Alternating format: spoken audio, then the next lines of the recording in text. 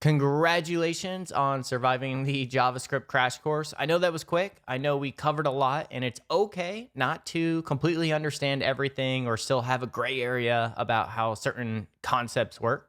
We're going to dive into jQuery in the next lesson group where we'll actually get a little bit better at JavaScript and understanding those JavaScript concepts by using the jQuery library.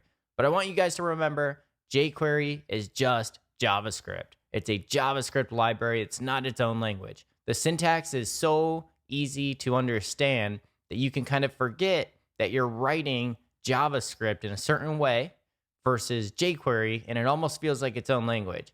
So keep that in mind in the lesson group because you don't want to get stuck with only knowing jQuery. You're trying to learn JavaScript and jQuery at the same time here. With that being said, go ahead and proceed and let's begin.